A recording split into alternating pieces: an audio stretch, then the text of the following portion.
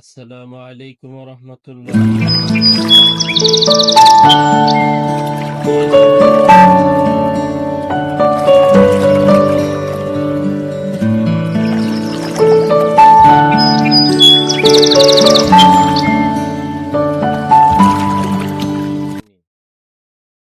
আজকে আলোচনা করব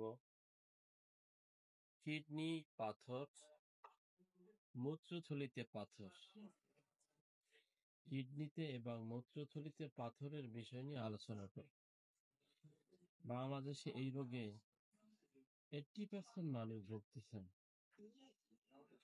তাই এই বিষয়ে যারা জানতে চান তারা আমার ভিডিওটি সম্পূর্ণ দেখুন। আজকে মাত্র 2টি ওষুধের কথা বলবো এবং 2টি ওষুধের লক্ষণ আমি আপনাদেরকে বলে দেব। এই 2টি ওষুধ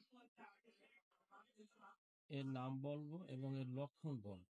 লক্ষণ যদি মিলে কারোর সাথে, আমি যে লক্ষণগুলো বলবো এই লক্ষণগুলো যদি কারোর সাথে মিলে, তাহলে অবশ্যই এই 2টি ওষুধ যদি আপনি ব্যবহার করেন, তাহলে ইনশাল্লাহ আপনার কিডনিতে পাথর থাকবে না, পাথর গলে বের হয়ে যাবে।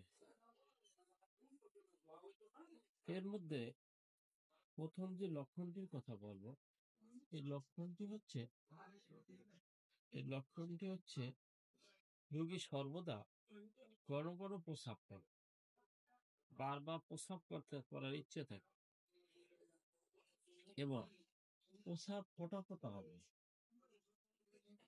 ইহা খুব গরম হবে, প্রস্রাবের রাস্তা খুব গরম হবে, মনে হবে প্রস্রাবের রাস্তা এত গরম, গরম পানি ঢেলে দিলে যে অবস্থা হয় এই অবস্থা মনে হয়, অথবা স্বাভাবিক গরম হতে পারে।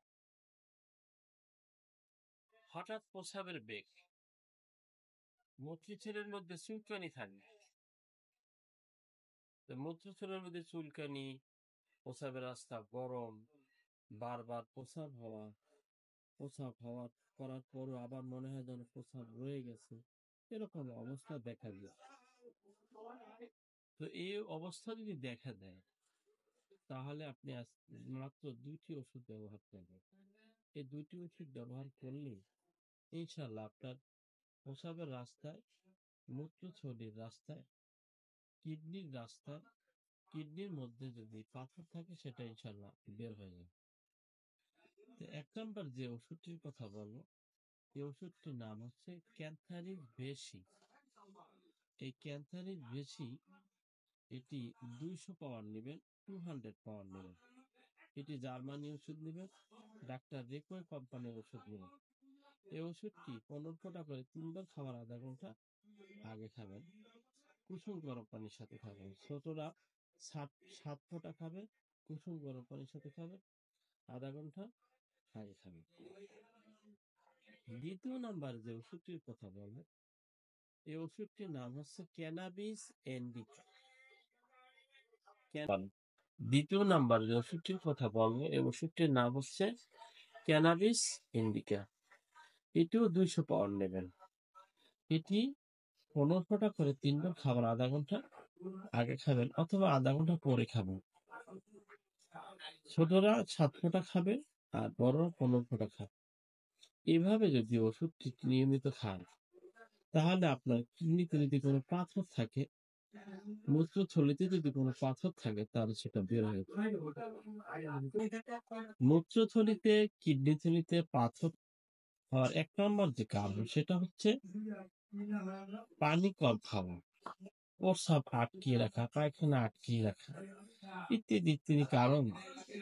এই কারণেই মূত্রথলি এবং কিডনি থলিতে পাথর। তাই যে ওষুধ দুটো উল্লেখ করলাম, এই ওষুধ দুটো নিয়মিত খেলে ইনশাল্লাহ আপনার কিডনি এবং মূত্রথলির পাথর অনায়াসে বের হয়ে যাবে। আশা করছি ভিডিওটি আপনাদের অনেক উপকারে আসবে। যদি উপকারে আসে তাহলে একটি লাইক দিবেন এবং বন্ধুদের সাথে শেয়ার করবেন। ভালো থাকুন, সুস্থ থাকুন আর দেখতে থাকুন ডিএস হোমিও ইউটিউব।